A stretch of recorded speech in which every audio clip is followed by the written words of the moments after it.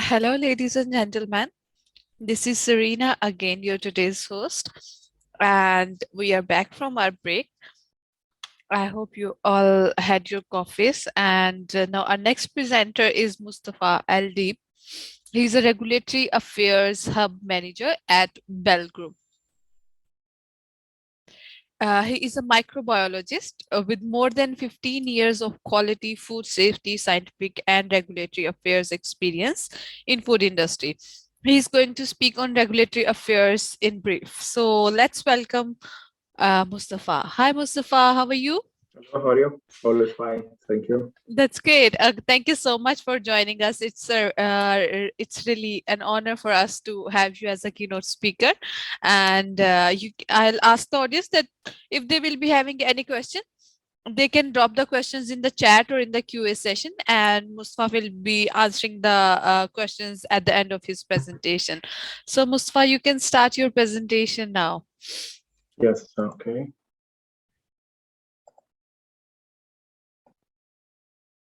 So when you see my screen, just tell me. Yeah, it's perfectly working. So, good luck. Stage is all yours now. Okay, thank you. It is my pleasure being with you today. I'll speak about an important topic, which is regulation. But I will go shortly, just in brief, to speak about it. As you can see for the agenda, we will have 5 main topics. What is regulatory affairs, its definition, the food regulation, then the Codex Alimentarius, what is the meaning of it, the revision of its standard, and the scope, the Codex Alimentarius. Let's start with the first part, which is the regulatory affairs. Regulatory affairs is a profession developed from the desire of governments to protect the public health by controlling products, mainly the product safety, as well as by a company that started to be responsible for producing and or importing of these products, and want to assure and to ensure that the supply products are safe to the public health and welfare. Then going to the second topic, which is the food regulation itself. As you can see that implementation of food regulation is so essential. Although food law or regulation is used in a single term, it is recognized that in many countries more than one law may exist, which contain articles for ensuring safe and quality food production. The situation can be further complicated, actually, where regulation may not have been updated or may have started to be constantly amended, that create confusion of rules which regulators, industry, and even consumer could find it difficult to understand. So countries often face the additional challenge of updating their food regulation in line with international agreements such as WTO, World Trade Organization, and Codex Standard.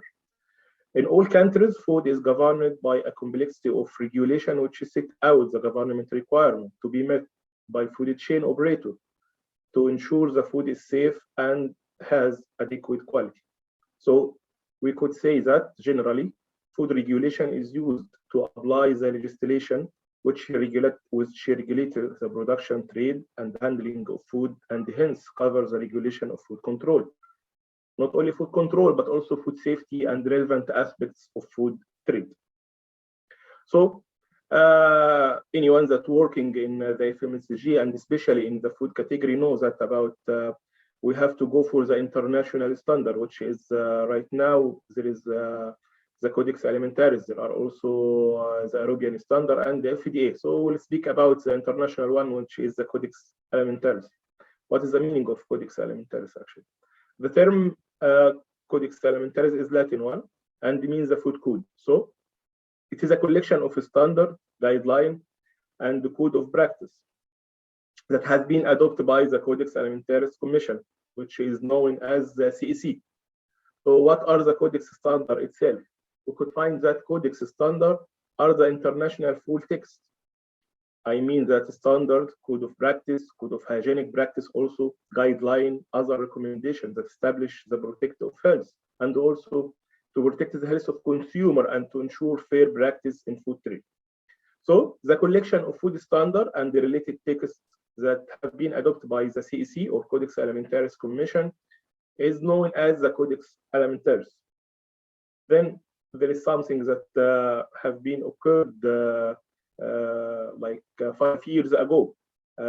If I remember well, it was started at 2015, yes, that a lot of countries under the umbrella of UN have been adopted the set of goals to end poorness and to protect the planet and to ensure the growth and the health for all. The full title of such goals is Transforming Our World for Sustainable Development. There are here 17 goals. However, Codex, at the part of the food that they make focusing on 6 out of the 17. So the Codex is working to achieve these goals through 6 goals for safer, better food for everyone and everywhere. Here, we could find that if we make a focusing about what exactly Codex are working on it, the first part is that is related to poorness, no poorness, or no poverty. If country adopt global food safety standards such as Codex standard into national regulation or legislation, then the local trader can access new markets and increase their trade. So they do business and they create employment. So it will hit the first part and it will succeed for the first goals. The second one, which is zero hunger, is related to it. So there is a strong link between Codex work on food safety and the positive outcome of food security. If we go for the third one, which is the good health and well-being, when developing and transition economics engage in the development of Codex standard, then we could use those standards as a basic for the national standard, which result in they are protecting consumer health, both within and outside their national border. For the goal number 4 for the Codex and the number 8 for actually the SCTG or the sustainable goals that is adopted by the UN, which is decent wartime and economic growth. So the target of this goal is likely related to the growth of productivity and employment. So the engaging in Codex, rather as for goal number 1, will help the countries to work toward achieving full and protective employment and decent work for all. The goals number 5, which is food waste and management of chemicals, and I believe that during our colleagues today and the main speakers that were speaking about this important part, that Codex work on accurate and reliable food labeling linked directly to these goals. So we could have that global food waste that is related also to the consumer level have been working to reduce the food losses along the production and the supply chain. And the final one, the 6th goal, which is related to the partnership for the sustainable development goals that is related to the UN. We could see that Codex itself is one of the finest and the longest standing example of partnership within the United Nations system. So going to the part number 4, which is the revision of the Codex standard itself, we could find that the CEC or the Codex Alimentarius Commission and its subsidiary bodies are committed to revision as necessary as Codex standard and the related texts to ensure that they are consistent with and reflect the current scientific knowledge and the other relevant information. So when required, a standard or related text shall be revised or removed in accordance with the procedures of the elaboration of Codex standard and the related text. So each member of Codex Alimentarius Commission is responsible for identifying and presenting to the appropriate committee any new scientific and other relevant information which may warrant revision of any existing Codex standard or related text. However, yes, we are speaking about standard, but beyond the revision of codex standard. And also beyond that, creating a new standard, it takes a long time, sometimes takes 3 or 5 years. And here we'll have just a look about the procedure and the steps for elaborating the codex standard. Here we have 3 colors, the orange, then the green, then the blue. The first one, which is the step 0, start with the discussion paper as the green. Here, I will just try to make a laser point here. Here, we have in the discussion paper, it is called step 0. So they are asking about what is the proposal of this standard. Also, what is the scope of the standard, the time frame. As I said, sometimes it takes up to 5 years just to adopt one single codex standard. And the priority, because if we have a full list of new discussion papers, so there is a priority for which product or which standard that we have to start with at the beginning. Then going to the step 1, here at the end of the orange color, we could find the project document itself. The countries that propose the project has to provide the required documents, but based on the procedure manual of codex. After that is going to the green part, elaboration. The elaboration part include for us here 2 steps. Step 2, electronic working group that propose the standard, and step 3 and 4, which are related to the comments. One of them is related to the comments by all the codex secretary and also member, and the second one is related to the commission itself. After that, the conclusion part in blue. We could find that in blue include steps from 5 to 8, where the draft standard is submitted to the executive committee. Then the commission adopts the codex standard. And as I said, it could take 3 years, it could take 5 years. It's based on the priority that have been raised at the beginning of the discussion. Then going to the scope of Codex Alimentaris itself. However, I will make focus only on the 3 main parts of it, which are the food additives, the food allergen, and the best before date versus the use by date. Here, as we could see that the Codex Alimentaris include standard for all the principal foods, whether it is processed, semi-processed, or even raw, for distribution to the consumer, material for further processing into foods that should be included in the extent that necessary to achieve the purpose of the Codex Alimentaris as defined. So the Codex Alimentaris include provisions in respect of food hygiene, food additives, food allergen, date of minimum durability, which is best before. Also the pesticides, the veterinary drugs, contaminants, labeling, presentation, a lot of parts that we could have inside the Codex Alimentaris scope. However, we could go fast just in a few minutes about the 3 main parts of it, which are food additives, the food allergen, and the best before date or the date of minimum durability. With the first part, which is food additives, what is it actually, food additives? The golden rule for us, we have to follow it to be compliant with each national regulation and communicate it in a clear and accurate manner. So case by case approach, we could find that additives are strictly regulated in each country. So it is a difference between MENA region and also Europe part, and also for speaking about America. Because as I said, yes, there is main reference, which are the International One Codex. Also, there is the Arabian part, there is the FDA. However, every country use or adopt one of it or has their own regulation. So additives are strictly regulated in each country with maximum quantity, condition of use, and also in which product that they are using them. The additives, depending on the use and the national regulation, may not be labeled also. For example, the processing aids carry over principles. They are not labeled as the sum of regulation for the main countries and even for the codex. Also, ingredients that used to perform a technological function must also be authorized, especially for this part. We will go just for a short video that make a more clarification and focusing about this part.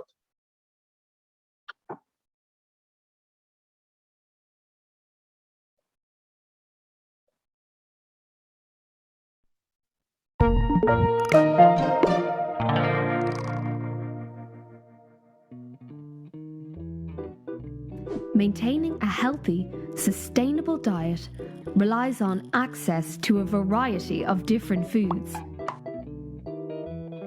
It's important to consider the origin, quality, and safety of what we eat.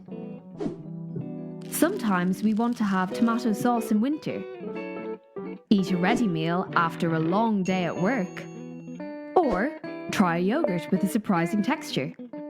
For that, we need the help of food additives. Food additives usually don't have a nutritional value, but they are added to food in small amounts to serve a specific function. Some, like preservatives, stop bacteria or mold from spoiling our food so that it lasts longer. Colours are used to make our food look more appealing.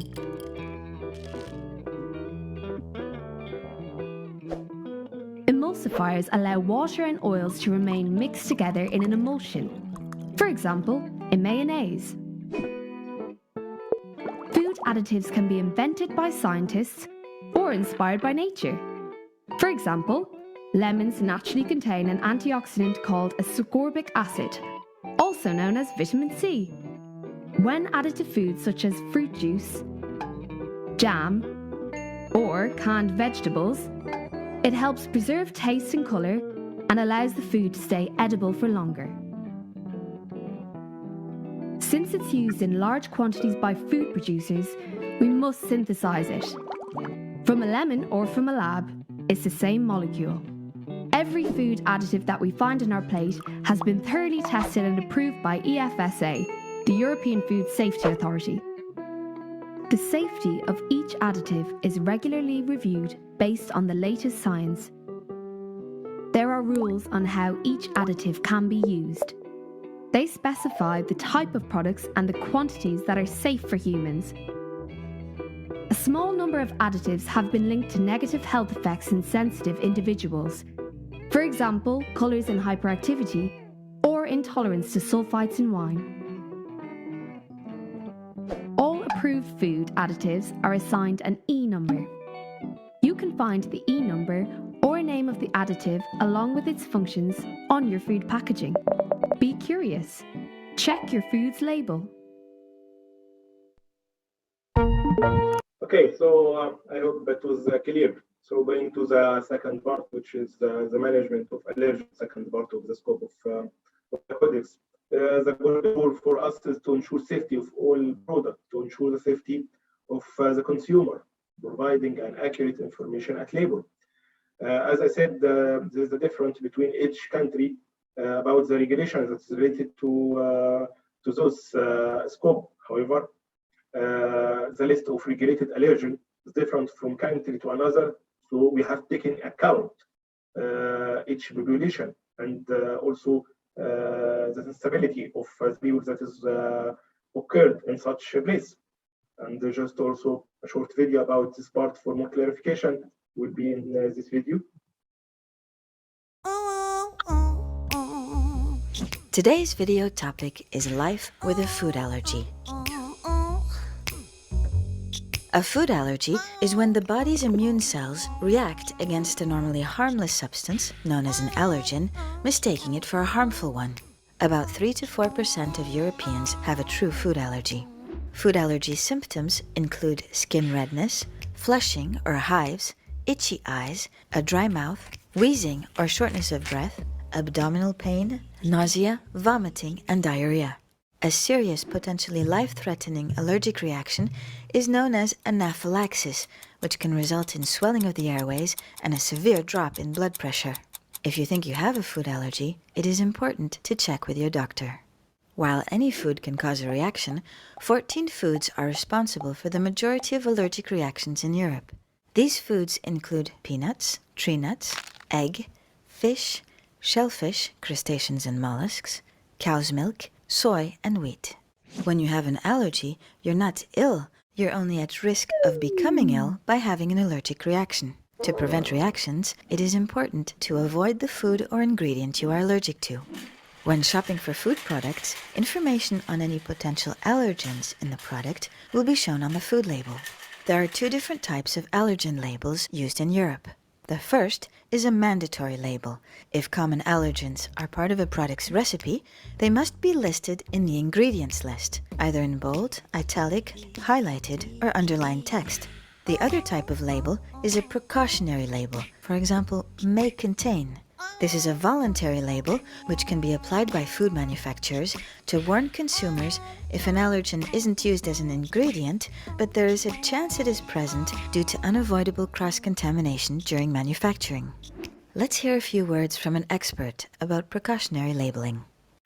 In the prepacked foods, you see the precautionary labeling used by manufacturers with different phrases.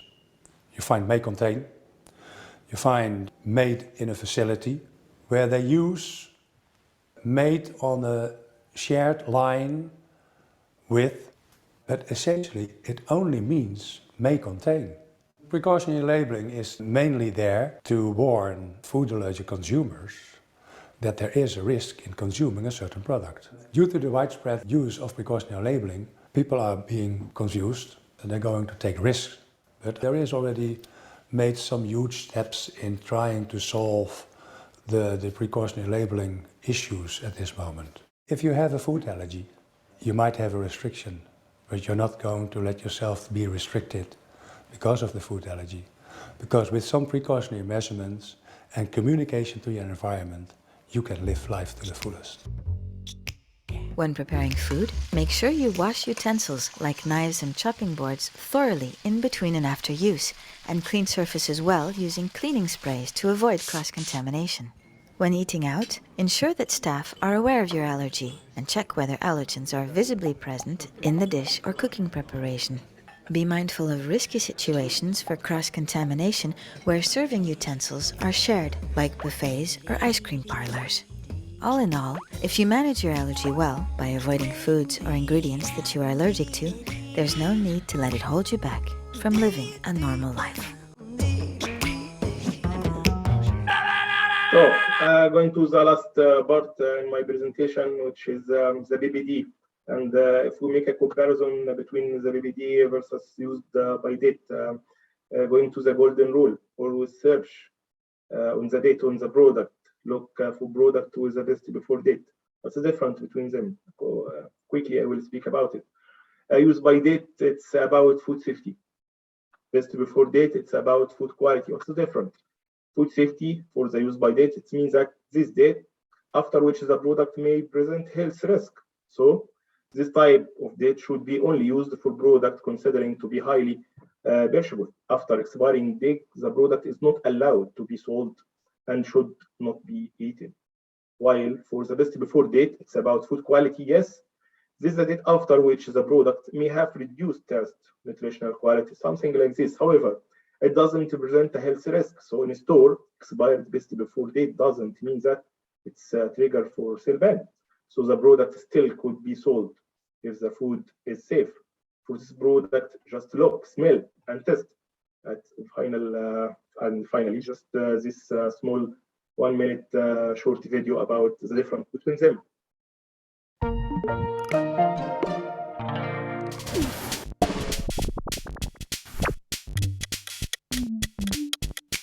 No.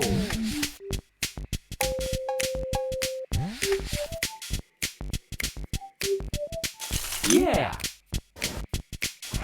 Mm-hmm. Mm-hmm.